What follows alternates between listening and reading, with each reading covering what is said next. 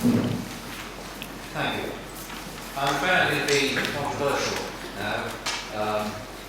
People who know me are aware that we have been involved with the plans of Welborne for in excess of 10 years.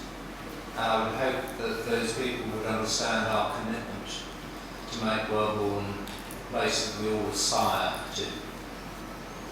We have worked predominantly with a good relationship with the council, but I have to say that we were absolutely gobsmacked when we were informed of the council's plans. Many of you will remember back at the June meeting, the chairman pointing out then that once the plan had been adopted, the Welborne plan had been adopted, the baton moves from the council to the promoters, and it becomes the promoters' chance to run with it and demonstrate what we can deliver. That was exactly what we were doing. We had meetings throughout July, August and early September with the council, and in early September we agreed a plan of action with them for how this would come forward.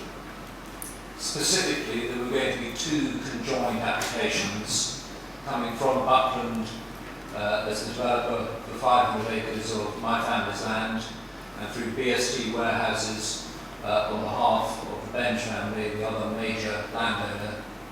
We jointly control over 95% of the land zoned within the Welborne plan area. BST and ourselves have been working together for many years on this. We share the same vision. We both have underlying promotion agreements from the landowners, and been working on funding and other delivery principles. And we were working in harmony towards that. As some football managers might say, it's been a game of two halves. We got off to a good start, and almost exactly 4 months ago, Henry Cleary, the chairman, was in our offices in Winchester ahead of what was going to be the standing conference meeting in late October, to run through what we could say to the conference then. I think it's fair to say that I believe he was impressed by what he saw in terms of the range of material that we had, everything from designs of individual buildings, the design of the village centre, the design of the district centre, zones of density, types of houses. We've even been through to who might actually do the traffic management. Over the summer, we worked with the Solent LEP. The Solent LEP has been enormously helpful, not only in securing potential funding to assist with the delivery of things like Junction 10, but also in offering a substantial sum of money to try and bring forward the process of the planning application. It was with some sadness that we saw that Fairham Borough Council decided to vote against the award of that money, and has therefore tied up the process for a rather longer period of time than has been necessary. Back in October, when we met with Henry to go through what we could show to the conference, we explained to him then that we had booked 5 village halls to go out and start doing our presentation to the community, Funtley, Knowle, Wickham, Wallington, and here in Fairham, so that we could show the material that we did. Because I'm very aware that the standing conference over literally years has been given pretty short shift on real detail. Many of the questions that have been raised tonight are all about the detail. We would love to give you the detail. When we came in front of the council in early November to be told of their plans to go for compulsory purchase, we were effectively asked to stop our work, to stop liaising together, and there was their desire for certainty. It's been interesting because over recent years, we've been the ones that have been asking for certainty. It can't be risk for us. We've jointly spent many, many millions, my own firm over 5 million, in advancing the plan so far, and as many of you will be aware, that has included reducing the number of houses that is currently in the plan from the original schedule of 10,000 to to what we believe is a far more deliverable community of 6,000. But we have not been given the chance to put our plans before you. We committed to Fareham Borough Council that we would jointly put our conjoined applications to the Council by the 31st of March, some 6 weeks' time. We now know that within days of reaching that agreement with the Council was planning their compulsory purchase proposals.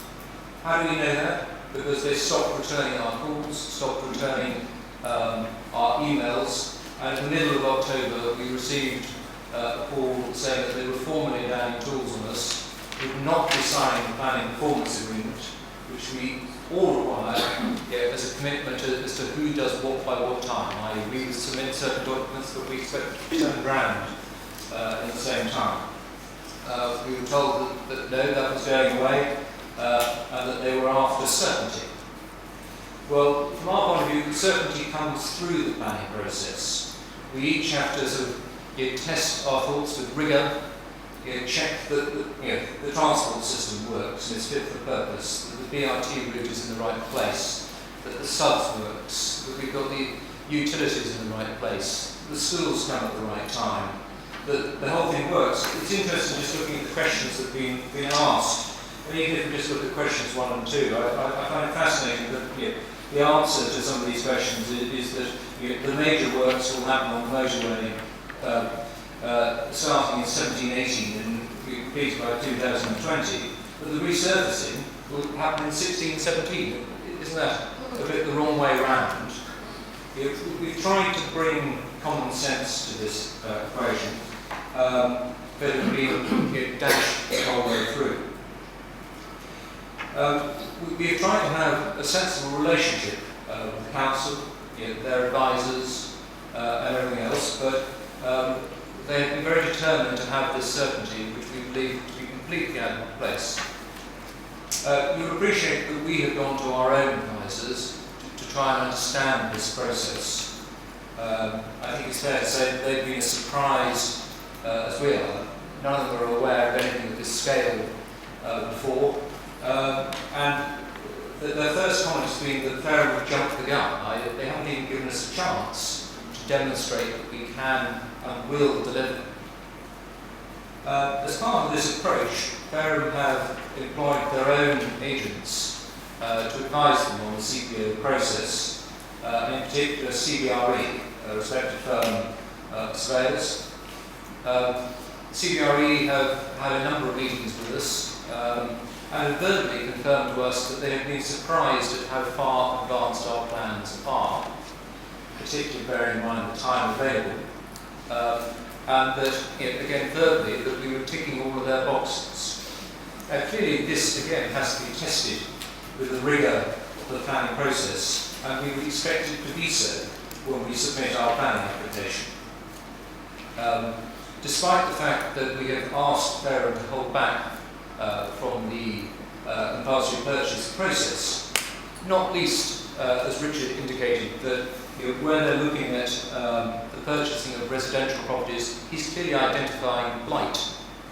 For us to go forward and try and finance this project, and as Henry mentioned earlier at this meeting, the project going to involve some £1 billion of capital.